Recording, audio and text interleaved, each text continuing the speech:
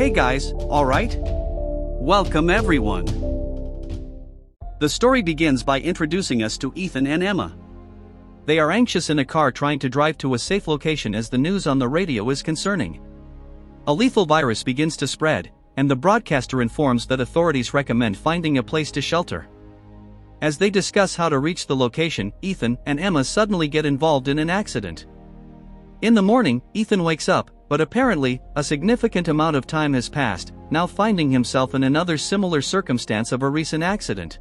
He wakes up dazed and exits through the passenger door of the car, seeing a trail of blood that seems to be from Emma. He screams her name as he moves around the area, but gets no response, while we can see that the whole place appears to have been the scene of terrifying events. On the streets, abandoned houses and destroyed cars can be seen, suggesting that it has been a long time. We also see on the rooftops of the houses, pleas for help, and in the distance, a large commercial airplane can be seen crashed on a hillside. While still searching around, Ethan sees a truck approaching and asks it to stop. The man in the truck bed is armed and asks Ethan if he is lost. Ethan says he is not, that he woke up there and doesn't know where he is.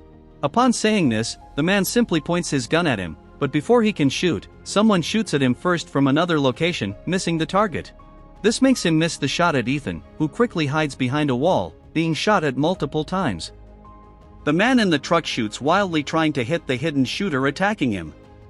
But soon enough, the man is hit, as well as the truck driver. Ethan feels relieved seeing that the men who tried to kill him are now lying on the ground. However, the mysterious shooter soon reveals themselves, going toward the fallen man and finishing him off. The shooter, in this case, is known as May. She tells Ethan he shouldn't be alone out there while trying to activate some mechanism on the truck. Ethan tries to explain what happened to him, but May asks him to help her with something. They try to carry the man's body off the ground, but just before they succeed, Ethan faints. He wakes up for a moment and sees that he is being taken in the bed of the truck, but again he faints and has a brief dream of Emma, where she is dragged away.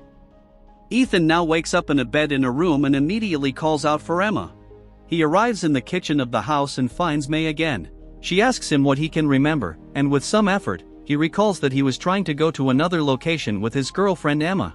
Ethan can't remember anything more than that and is astonished by what has happened to the world, seeing news clippings on a wall. May explains that all this happened years ago and that scientists say it was nature trying to rebalance everything by eliminating humans. May uses solar energy in that location, and at that very moment, there's a collapse. She goes outside to check, telling Ethan to stay there and not touch anything. Contrary to what she said, Ethan goes outside the house and sees they are on a farm with an incredible view. Ethan looks around and sees near a stable what appears to be a human skull full of spider webs and surprisingly moving. He gets scared and tries to warn May about it. May, quite accustomed to the presence of this skull, says it's just Myrtle, and sarcastically adds that she's fine, just not to get too close to her. Then, ignoring this bizarre and surreal fact, he notices the old solar panels that May has there. He seems to understand about it and asks to take a look. Identifying the problem, he quickly fixes it but nearly faints again. He does his best not to react rudely to May's lifestyle, but he can't hide his shock when she pulls a dead possum from a trap, saying that dinner will be good tonight. Entering the house, she locks the various locks on the door and tells Ethan not to go snooping around, as all the rooms are filled with traps. He starts to ask what kind of traps there are but stops mid-sentence when he sees her swiftly pull out her weapon, pointing it at him. His astonishment only increases when she puts the gun in his hand and asks him to pull the trigger. He refuses, and she congratulates him for making the right decision, showing that there are tricks even with the weapon. Since the red part of her device is exposed, he would have been in big trouble had he shot. After dinner, Ethan thanks her for the hospitality and says he needs to continue on his way as he still has to find his girlfriend. But May isn't about to let his hospitality go unpaid that easily and asks for his help generating energy by pedaling. While he sweats on the bike, she drinks a beverage and puts a record on the phonograph. As soon as he mentions looking for Emma, she cuts him off and insists he come dance with her. Ethan feels awkward refusing but finds himself increasingly uncomfortable. Behind her tough facade, it becomes evident that May is very lonely and looking for companionship. She suggests a new pastime every time he tries to leave. After dancing, it's a card game. Finally, when it's late at night, she says she can't let him go outside at this hour, as it's too risky. Promising to help him search for Emma the next day, she takes him to the guest room. As soon as she goes to sleep, Ethan starts thinking about his girlfriend, who may be worrying about him waiting. His memory remains a bit fuzzy, and he seems to remember things in confusing flashes. The place they were heading to when the accident occurred was a cabin by a lake. The agreement between the couple was to head directly there if something went wrong and they accidentally separated. Ignoring the warnings about going out at night, he decides to steal the truck, which is already stolen after all. It's a long road to the cabin, and there are no other cars in sight. Ethan seems tired and almost loses control during a nap, but at least the sign on the road warns that the lake is nearby. Before reaching it, he seems to lose consciousness again for a few moments and wakes up in front of the cabin-parked car. Several boards have been nailed to cover the door, and no one responds when he shouts his girlfriend's name. Removing one of the boards, he breaks the glass to unlock it and enters. As he starts calling again, the person who appears in the hallway is not Emma. Her name is Jolene, and the boy hiding behind the couch is Sam. In a state of alert like everyone he has encountered so far, she points her gun at him and makes him drop the crowbar. Ethan discovers the reason for all the concern when a sound of heavy footsteps announces a visitor, and an inexplicable thing appears at the door. The creature looks like a human skeleton covered in moss, with a tuft of grass sticking out of its back. Jolene runs to close the door, and Ethan has to help her, as the creature is very strong. The fingers of the monstrous hand end up rolling on the floor when the door slams shut. However, thanks to Ethan's recent invasion, the zombie manages to break another window and grabs Jolene's head before smashing the rest of the door. She drops the gun in shock, but Ethan discovers it is not loaded when he tries to use it. So he grabs a hammer from the floor and hits the intruder until he sees it fall. Jolene lays the boy down a few minutes later. Watching the creature through the window, Ethan is astonished that it still moves after so many hammer strikes. Jolene says that the zombies around there are at an advanced stage and are more plant than human. Noticing his broken arm, she asks how he got it splinted, and Ethan says Emma is a doctor. Speaking of his girlfriend, he tells Jolene his last memories, making an effort to remember. The latest news was that the virus had a plant composition, and when the infection started spreading very quickly, the couple decided to take refuge in the isolated cabin. Jolene offers to keep watch while Ethan rests but also warns that she won't hesitate to kill him if he does any harm to her or the boy. That night, Ethan has more of his horrible nightmares where he sees a mustached man sitting at a table and various scenes where Emma is in danger. The dreams always end with a voice saying, "Wake up," but this time, waking up brings no comfort. On the contrary, Ethan wakes up with his face in a pool of blood, and the scene around him is one of complete tragedy.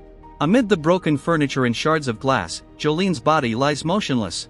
Ethan stumbles out of the cabin and sees a red-haired woman feeding on someone who has fallen. She doesn't resemble the zombie from the previous night, as if she had been infected more recently. When she moves away, Ethan gets closer to the victim, and we see it's the boy Sam. Ethan recognizes him, but his image flashes up alongside terrible memories of Jolene screaming his name. When the red-haired woman reappears right next to him, she doesn't attack him. The woman seems to be trying to communicate with him but can't produce any sound besides distress squeals until a gunshot suddenly takes her down. We see that it was May who shot her, approaching with a steady step and dressed for battle again. The red-haired woman is already groaning loudly when May arrives and repeats the dose. Upon seeing her also shooting at Sam, he asks if that is really necessary, and May assures him it is, explaining that both will get up soon, and her shots only serve to buy time. As she enters the cabin to deal with Jolene as well, Ethan sees a birdhouse with a symbol identical to Emma's tattoo. When he decides to inspect the object, the front of the birdhouse loosens, revealing a bundle. By this point, May has realized that Ethan doesn't remember anything from the previous day. He doesn't pay much attention when she introduces herself, as what is inside the bundle is a cell phone and he sees that Emma recorded a video for him.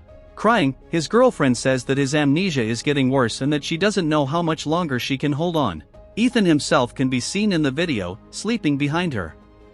Emma says the world has changed and people are different, but just as she is about to give an important piece of advice, the battery dies.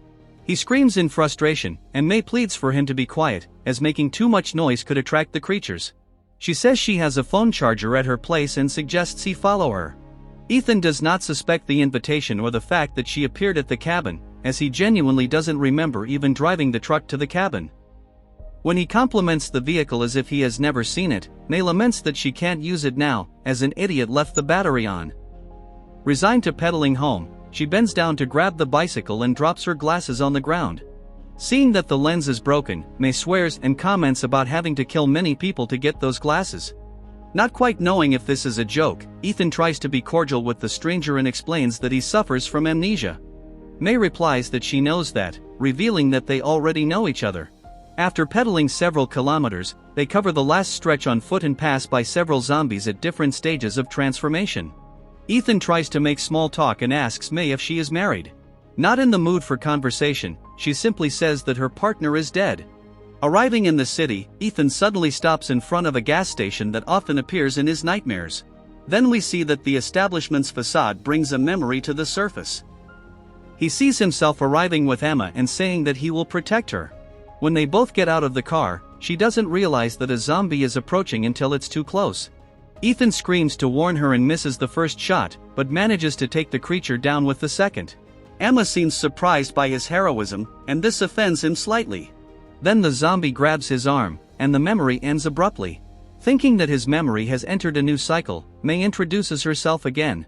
However, he says he remembers her and tries to disguise his fainting by pretending he just tripped. Back in the morbid home, May suspects something is wrong and asks for silence. Yelling threats with her gun drawn, she finds a man in the yard who introduces himself as Tom. He is looking for his wife and says he will accept any kind of charity. May takes his gun and makes it clear that she does not trust strangers, but offers food in exchange for help. The two men spend the afternoon shopping wood while she prepares a meal, always keeping an eye on the window. As soon as there's a break, Tom lies that he needs to relieve himself and goes to fetch the second gun he had hidden. May offers lemonade to her helpers before inviting them inside. While Tom goes to wash his hands, she tells Ethan to say that he is not hungry. He doesn't understand why but thinks it's better to obey and tries to disguise his stomach growling. Tom shows a picture of his wife, Fran, who disappeared while exploring the area 10 days ago. The last thing she told him is that she had found a house that looked very much like this one. While listening to the other man, Ethan starts feeling dizzy and ends up fainting. Tom seizes the opportunity to hold May at gunpoint, taking her weapon. She remains calm even when assaulted, observing the effects of the sedative she put in the stew. As the dizziness begins to delay her movements, Tom also realizes that he has been fooled, and May hastens the process with a blow to his head. A few minutes later, Ethan regains consciousness and sees that she is not around but hears her voice saying she will be right back. However, he also sees the front door opening and two armed people entering. One tries to wake Tom, calling his friend by name, and signals for Ethan to stay quiet. Returning with a syringe in hand, May is immediately grabbed by the intruders and tied to a chair. She claims to be diabetic and swears that the injection is insulin, but nobody believes her. Tom regains consciousness, calling his accomplices by the nicknames Fox and Wolf. He announces that he will search the whole house until he proves that Fran was here. Before starting, he warns Wolf that the hostage is tough to deal with. Ethan accompanies him on the search, and Tom tries to convince him that May has done something not only to Fran but also to Emma. In the living room, Wolf asks what's in the barn, and May says it's just dirt. Detecting signs of worry on her face, he decides to go check it out. Still very weak and constantly confused, Ethan doesn't believe Tom's theories until he finds Emma's necklace on the floor of the bedroom. Furious, Tom rushes down the stairs with a suitcase and dumps its contents onto the table. There are several cards, wallets, documents, and miscellaneous trinkets, a collection that can't possibly belong to just one person. It looks more like the result of a long haul, and the various pairs of glasses show that she wasn't joking when she told Ethan how she acquired them. Then Fox draws Tom's attention to Fran's necklace among the items, and he becomes completely distraught. At that moment, Ethan approaches May with a gun and demands that she tell the truth about Emma. She says that the girl has been dead for a long time but denies being responsible for it. Fox decides to join Wolf, who is breaking the barn lock with an axe. As soon as he gets in, he sees that the place has been transformed into a sort of hospital and recognizes the patient occupying the bed. It's one of his friends who also went missing, and he is now missing an arm. Meanwhile, Tom is shocked to hear that Ethan has amnesia and asks him if he remembers how he broke his arm. Forced to reveal the truth, May explains that Ethan has also died. At that moment, Wolf runs out of the barn to warn Tom and trips on a trap, causing an explosion. His body falls right next to Myrtle, who quickly starts to feed on him. Realizing that his companions are gone, Tom decides to finish May once and for all, not noticing that he is using her gun. The shot tears off Tom's arm, and Ethan reacts to this in the same way as Myrtle. A transformation occurs in his pupils, and he charges at the man, devouring him while May frees herself from the chair. A few minutes later, he starts to feel sick, and she comforts him in a caring tone, saying that he won't remember any of this. We see the truth of her words the next day when Ethan wakes up and doesn't even recognize her. May simply says that the food is running out, and they both need to go out to hunt. Feeling dizzy as he gets out of bed, yet another memory floods his mind. He is walking with Emma to May's house, which seems much better cared for. The man in front, chopping wood, is the same one who always appears in Ethan's nightmares. His name is Kai, and he warns the visitors that his daughter Caroline is on the porch with a gun aimed at them, just as a precaution. Emma explains that they had an accident on the road and begs for shelter, or at least some food. Kai agrees to help, but only after ensuring that the visitors are not infected. The inspection is brief, and he doesn't suspect Ethan's broken arm. Speaking to his daughter, he repeats the family mantra, which teaches to trust only after checking. The girl lets slip that this is important because of what happened to her brother Bobby, but the father dismisses it. He decides to take the couple in, and the three talk a little in the living room. Kai demonstrates to be a very religious man with strong opinions. He doesn't like the theory that the virus is a way for nature to reclaim what is hers. In a more conservative vein, he believes in a divine sign that man must return to essential things like faith and family. When this memory ends, Ethan is already outside the house, helping May with the hunt. Looking at his left arm, he notices the color of the heart drawn on the cast. His mind goes through several similar images in which the heart is always red, and in some of them, we see counting marks just below the drawing. The heart now is green, and the count is at 20. May turns when she hears Ethan cocking the gun. He warns her that she got the heart color wrong, and he is shocked when she replies that the red pen ran out, realizing that this has happened several times. The truth is that Ethan was bitten on the arm the day he saved Emma. That is what the cast has been hiding all this time, and May says that the transformation process is halted every time he feeds, preventing him from becoming a plant. His mind then returns to the moment Kai took them in, and we see that his wife is not May but rather a woman named Sarah. When Ethan begins to feel unwell, Emma makes up an excuse to take him away while the family does their prayers. Upstairs, she tells her boyfriend to be strong and swears she will never abandon him. She goes back to the table alone and thanks for the hospitality, but then Kai asks his wife to take the girl to the yard and shows that he has a gun. Sarah is also surprised and protests a bit before obeying. On their way to the door, she curiously glances upstairs. Kai tells the visitor to keep her hands on the table and says that Ethan is lost, already showing signs of the typical plant man amnesia. He asks if that's how she feeds him, always taking advantage of the kindness of strangers. Without him noticing, Sarah is climbing the stairs with her daughter behind her. Ethan is feeling extremely ill by the time they reach the bathroom, and Sarah only realizes the terrible error when it is too late. Startled by his wife's scream, Kai gets distracted for a moment, and Emma attacks him with a knife. The two begin to fight, and he slams her face into a plate before throwing her to the ground. She reaches for the gun and shoots, eliminating the last member of the family. Ethan finishes feeding on the other two, and Emma soon hears his scream of horror. Remembering how his girlfriend's face looked that day, Ethan realizes that she fulfilled the promise of never abandoning him. His life has not been easy, as he needs to eat every day and cannot consume anything that is rotting. The hospital in the barn is where she keeps some living victims so that she can take just a portion each time. As the age difference began to grow, he no longer recognized her when he awoke. So, she hid the tattoo and changed her name to May, using the same letters from the original. Devastated by the discovery, Ethan says he is a monster, but she disagrees. It is humans who are obsolete and threatened with extinction, while the infected are the new dominant species. Without listening to the argument, he says that this needs to end. May even agrees, admitting that she doesn't have the strength to continue, but says she has already tried, and it doesn't work. Alone on top of a hill, Ethan decides to test it for himself and confirms what she said. Just like the other creatures, he simply doesn't die. So, May decides to end it differently. Letting Ethan see her as the woman he loved, she surrenders herself without reservation, knowing that he won't be able to control his instincts. The transformed young man bites his partner uncontrollably, and not long after, the couple finally reunites, but this time, as equals.